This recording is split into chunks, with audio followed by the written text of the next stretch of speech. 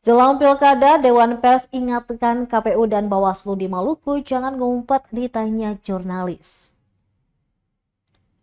Ketua Dewan Pers Ninik Rahayu mengingatkan penyelenggara pemilu, baik Komisi Pemilihan Umum atau KPU maupun Badan Pengawas Pemilu Bawaslu, untuk tidak menyembunyikan informasi seputar tahapan hingga pelaksanaan pemilu.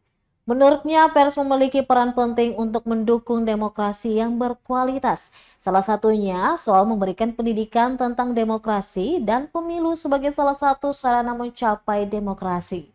Kemudian mengedukasi publik untuk terhindar dari misinformasi, disinformasi, dan malinformasi seputar pemilu. Di sisi lain, Ninik juga meminta jika ada pihak yang tidak suka, tidak setuju, atau tidak nyaman dengan karya jurnalis, maka langkah yang ditempuh yaitu meminta hak jawab atau hak koreksi dari isi pemberitaan yang dipublis. Namun lanjutnya, jurnalis juga dituntut untuk kerja profesional. Jurnalis harus memperhatikan cover both side atau keseimbangan berita dalam sebuah penulisan berita.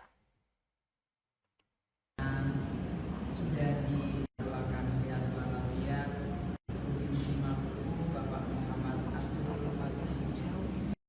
hadirin kawan. Sebetulnya apa yang dilakukan pers menjelang gawe besar negara karena akan melakukan pergantian kepemimpinan politik, di mana peran jurnalis, apa yang harus dilakukan, dan apakah fungsi-fungsi pers bersinggungan yang sangat relevan dengan upaya menegakkan demokrasi yang salah satunya adalah melalui pemilu. Kita bersyukur pada titik akhir Pilpres, meskipun saya yakin dari berbagai pemberitaan yang dilakukan oleh kerja-kerja jurnalis yang bekerja sama dengan baik dengan lembaga penyelenggara pemilu maupun komisi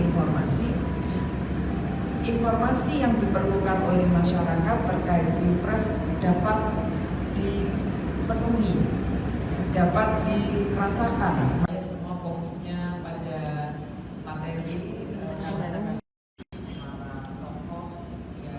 Download Tribun X sekarang, menghadirkan lokal menjadi Indonesia.